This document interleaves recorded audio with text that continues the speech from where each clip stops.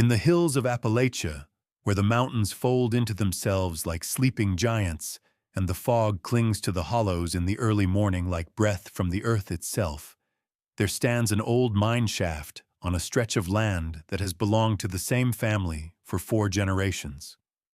The shaft is no longer open to the world. It hasn't been open for 80 years, sealed away like a secret that someone decided was too important or too dangerous to be discovered by accident. In 1943, when the world was spinning toward the end of a war that seemed to have no mercy and no bottom to its hunger for resources, someone took stone and mortar and red brick and sealed that shaft so completely that it became like a wound that had healed over, a scar on the mountainside, a secret the earth was keeping locked away in its stone heart. The locals never asked why. They knew better than to ask. Questions like that could draw unwanted attention, could invite conversation that nobody wanted to have, could disturb things that had been deliberately left undisturbed. And when Jessie was old enough to notice the curved brick wall that jutted from the mountainside like a scar, half hidden beneath creeping vines and the relentless fingers of kudzu that never stopped their slow consumption of the landscape, her grandmother Martha would simply shake her head and say those 4 words that meant everything and nothing at once. "Leave it be, child." Those words carried weight. Those words carried the kind of finality that made Jessie understand that this wasn't a question she should ask twice. But Jessie was 12 years old when Martha died on an ordinary Thursday morning in her ordinary bed, and the world shifted on its axis in a way that nobody could have predicted. She was the kind of girl who had grown up alone in the hollers, where there weren't many other children, where curiosity wasn't a character flaw, but rather a survival skill, a necessity, a way of understanding the world when the world was too vast and too complicated to comprehend any other way. She was the kind of girl who had long, dark copper hair that tangled with leaves and twigs no matter how many times her grandmother combed it out with a patience that Jessie only now understood had been love, with freckles scattered across her sun-weathered face like some kind of ancient map drawn by the sun itself, and she wore an oversized olive-green canvas jacket over a threadbare flannel shirt, because those were the things that fit, even if they didn't fit quite right, and they had belonged to older cousins or uncles she had never met. Her patched denim overalls had mud-caked knees from all the exploring and climbing and crawling through creek beds that she did, and her brown leather work boots were 2 sizes too big, but broken in with the kind of wear that comes from a child who walks everywhere, notices everything, remembers things, and never stops asking why. The day after they buried Martha in the small cemetery on the hill where the graves went back so far that some of the names were worn smooth by rain and time, Jessie found herself climbing the path to that bricked-up shaft. She didn't plan it that way. She didn't wake up that morning and decide that today would be the day she broke her grandmother's last instruction to her. She just walked, the way you do when the house is too quiet, and the silence of grief makes the walls seem to shrink in around you. When the absence of a person is so profound that the only thing you can do is move, to feel the earth under your feet, to be near something ancient and unchanging that existed long before you were born and will exist long after you're gone. The brick wall was smaller than she remembered it. Or maybe she had just gotten bigger. It was surprisingly smooth, the mortar between the bricks still solid after all these years. Someone had built this to last, with intention and skill and a kind of desperation that only comes when you're building to protect something precious. Jessie reached out and placed her palm flat against the cool brick, and somewhere deep inside the mountain, or maybe deep inside herself, something whispered that this was the beginning of something, not the end of something. This was an opening, even though it appeared to be a closing. She went to the tool shed behind the house. The the place where her grandfather had kept all his things before he died, and found his old cold chisel and a hammer with a head worn smooth from decades of use, the wood of the handle dark with sweat and time. She tested the weight of it in her hands. She had never been afraid of work. Work was honest. Work was something you could do alone. Work was a way of understanding the world through your own two hands. The chisel bit into the mortar between the first two bricks on a cold October morning when the leaves were burning their last brilliant colors. The mortar was harder than she expected, resisting the chisel with stubborn dignity. Dust rose up with each blow, white and ancient, settling on her hands and face. It took her 3 hours to work one brick loose enough to pry free, and when she finally pulled it out, her hands were bleeding. But there was a hole in the wall. A small hole, barely bigger than her fist, but a beginning nonetheless. She could see darkness beyond it, an empty space that seemed to go on, and something else. A smell. She had never smelled anything like it before in her life. It wasn't unpleasant. It was layered and complex, like the scent of earth and stone and smoke and wood and something sweeter, something indefinably preserved and protected, something that spoke of time itself having settled into sediment and intention. Jessie worked at that wall every day after school, and after she stopped going to school, because what was the point of school when you had a mystery that demanded solving? She worked until her fingers blistered and hardened into calluses that were thick as leather. She worked until the opening was big enough to see into, and then she worked until it was big enough to climb through. And the hole grew slowly, brick by brick, each one coming free with a sound like the earth was breathing. With each brick that came free, the smell grew stronger and more complex. It was October becoming November, and the mountains were shutting down for winter, the trees going bare in that slow strip-tease that happens every year. The days getting short, the shadows getting longer, the cold beginning to creep down from the peaks and settle in the hollows. Nobody questioned where Jessie was. After Martha died, the adults seemed to forget that Jessie existed, as if her grief made her invisible, or perhaps it was simply that they had their own sorrows to carry and couldn't spare the energy for a girl who was old enough to take care of herself, who had already learned how to make coffee and biscuits, who had learned how to be quiet and still and no trouble at all.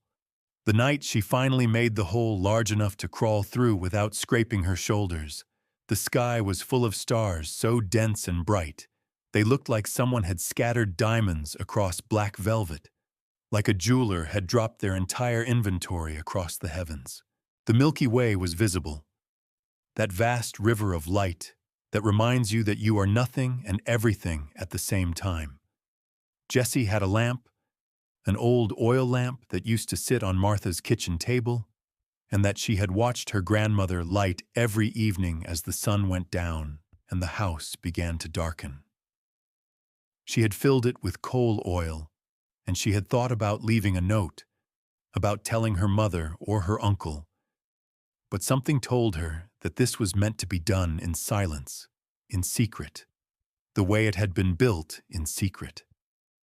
The way Margaret, for she somehow knew it had been Margaret, her great-grandmother, the stern woman whose photograph hung in Martha's bedroom, had wanted it to be discovered. She could smell her own fear. It was sharp and metallic beneath the other smells, like copper, like blood, like the smell of survival. She took a breath that went all the way down to her belly. She held the lamp out into the darkness and crawled through the hole.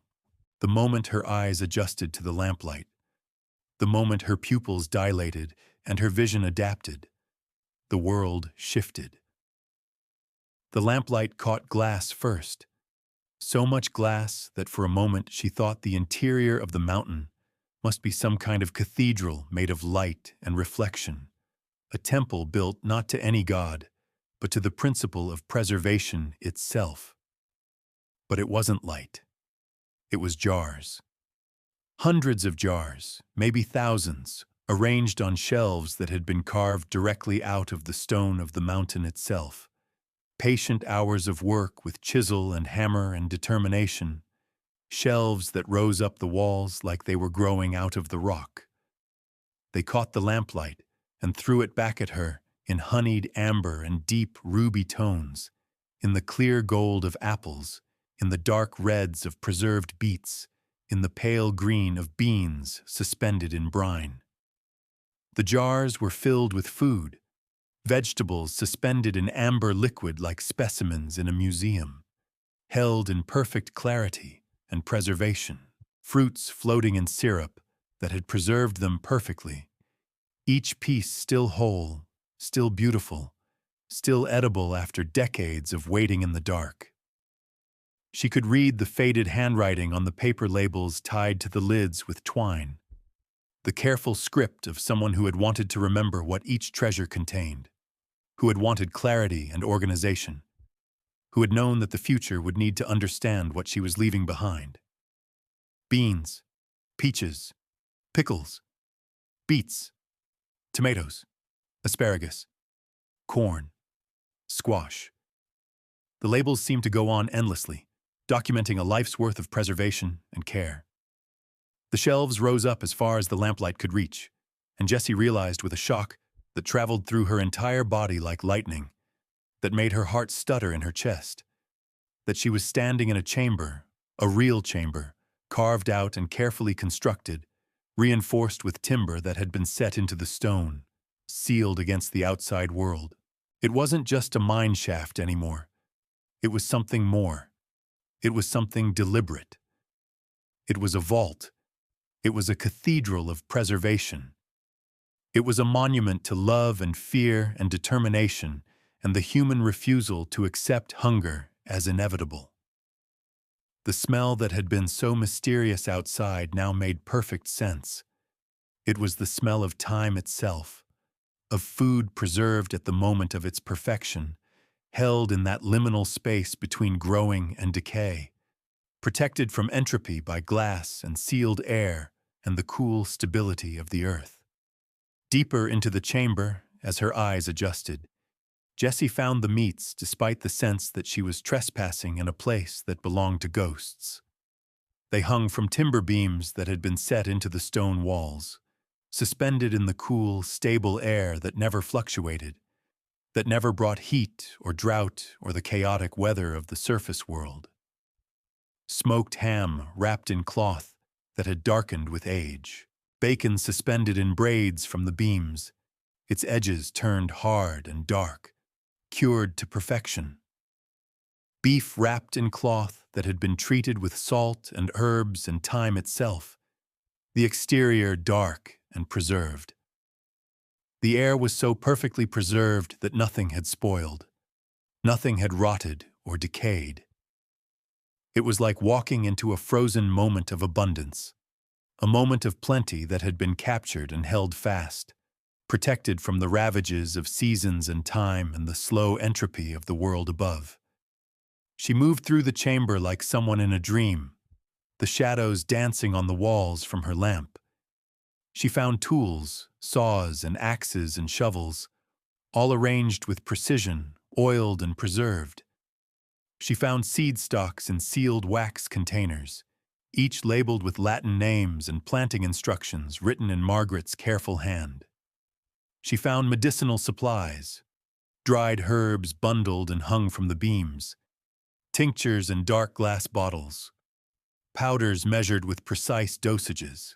It was obvious now. Margaret had known that hardship was coming. She had known the war would strip the land of resources, that people would go hungry. This underground fortress was no sudden impulse. It was a life's work. Margaret had been willing to work in secret, to carve stone, to preserve food, to build something magnificent that she might never see used, building purely on faith and hope and love. Margaret had sealed it and never told anyone. Or perhaps she had told Martha and Martha had decided to keep the secret sacred. And Martha had inherited the secret and passed it along as a warning rather than a gift. Leave it be, child. But Jessie couldn't leave it be. And perhaps Martha had known that she couldn't, had known that the right moment would come, that the secret would emerge into the light when it was ready. If you're enjoying this story, hit that subscribe button. It helps us bring you more stories like this one. Stories of what people can accomplish when they love something or someone enough to work with their hands and their hope. Stories of ordinary people doing extraordinary things in the dark. The chambers grew deeper as she explored further into the mountain, her lamp casting long shadows that seemed to move with intention. There was a second chamber connected to the first, through an arched opening that Margaret had carved with patient hands over what must have been weeks or months. This chamber held more of everything: more jars, more preserved food, more seeds, more bottles of medicine. But it also held something else. Baskets woven from some kind of dried grass. Beautiful baskets with patterns woven into them, filled with nuts, walnuts and hickory nuts, their shells still intact, their meat still sweet and protected from the air and the insects that would have devoured them. Honey stored in clay pots, sealed with beeswax, that had remained perfect and protected and preserved. Books, actual books, wrapped in cloth and sealed in oil paper, protected from the damp and the creeping moisture that would have destroyed them in any other place. Jessie opened one carefully and found it was a journal, bound in leather that had been treated with oils to keep it supple. The handwriting was the same careful script she had seen on the jar labels, the same hand that had labeled everything, that had organized everything with such meticulous care. Margaret had written everything down. She had written preservation techniques, how to can, how to cure meat, how to dry herbs. She had written observations about which foods lasted longest in what conditions. She had written recipes for medicinal preparations. She had written a careful map of the chambers showing where everything was stored. And in the margins, in smaller handwriting, she had written prayers. Please let this be enough. Please let my family survive. Please let them find this when they need it most. Please understand that I built this because I love you. Jessie spent the entire night in those chambers, her lamp burning steadily, trying to absorb everything, understanding the magnitude of what Margaret had built. She explored carefully, touching nothing, walking through the dark cathedral and letting it teach her about love and determination. There were at least 3 more chambers that she could access, though the passages grew narrower and more treacherous. Each chamber told the same story: a woman who refused to be helpless in the face of hardship, who would build something that would endure, that would save, that would sustain. Toward dawn, when the sky was just beginning to show that first hint of gray, Jessie climbed back out through the hole in the bricks, her hands shaking from exhaustion and awe. She didn't tell anyone what she had found. She carefully sealed the opening back as best she could, just enough that it wouldn't be obvious to a casual observer, preserving the secret, but in a way that she could open it again when she needed to, when the time was right. And she did go back, many times over the following weeks and months, becoming a guardian of the secret, a keeper of the knowledge, learning from Margaret's journals night after night by lamplight, understanding more with each visit, each descent into the chambers, each interaction with the jars and the preserved foods and the evidence of her great-grandmother's work. Winter came to the Appalachian Mountains that year with unusual severity. The temperatures dropped lower than they had in a decade. The snow came early and stayed long, piling up on the hollers, making the roads impassable. The spring came late, and when it did come, it came to a land struggling with shortage and hunger. There was hunger in the hollers that summer, spreading from family to family like a contagion. The kind of hunger that makes you hollow and desperate, that makes you thin and weak, that makes you forget what it felt like to be full. People began to ask Jessie's family for help, knocking on the door, asking quietly if they had any vegetables they could spare, any beans, any flour, any of the things that make the difference between surviving and starving. Jessie's family, which had never been wealthy, which had never had much, suddenly had something to offer because of what Margaret had built 80 years before.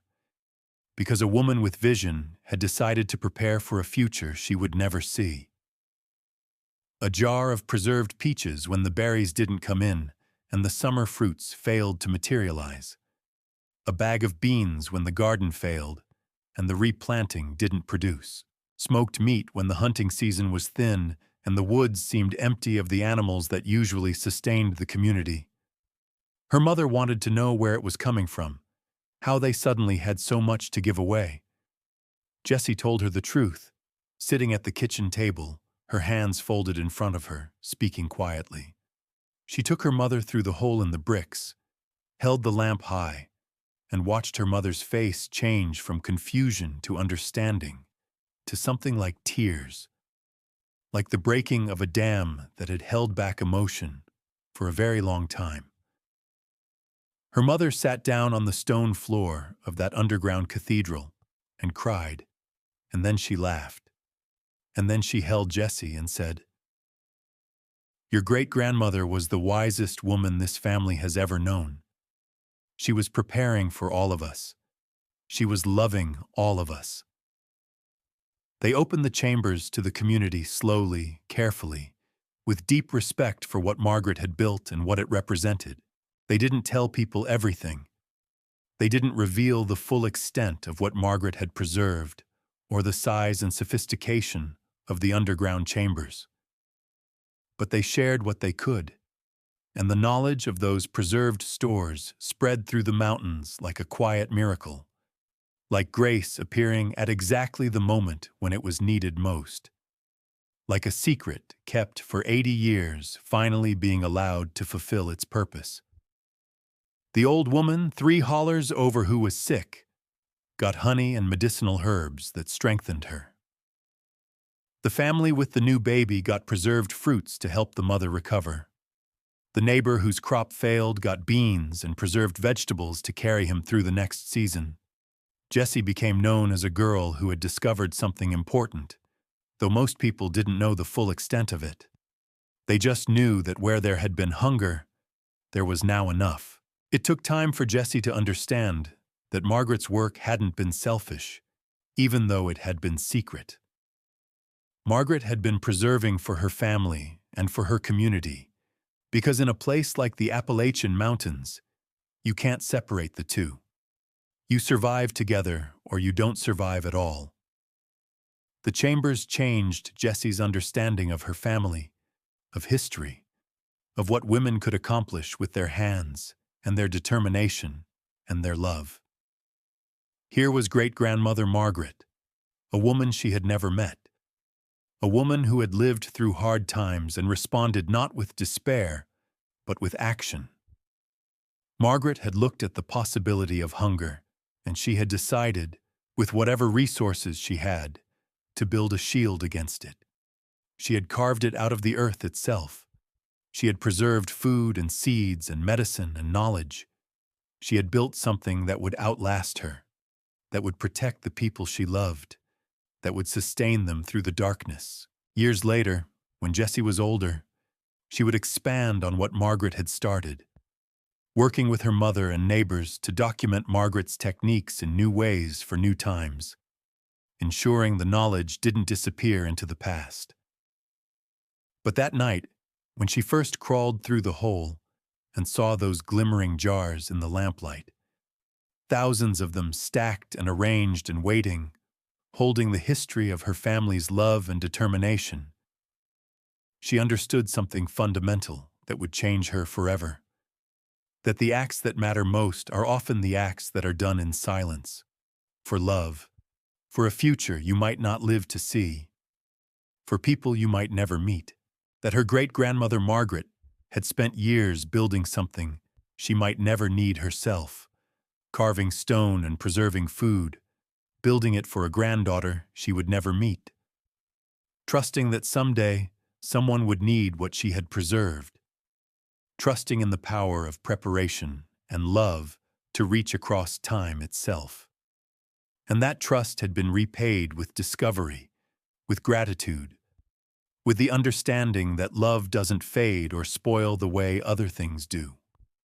Love, like the food in those jars, can be preserved and passed down through generations and sustain you when you need it most, speaking across decades and decades of separation.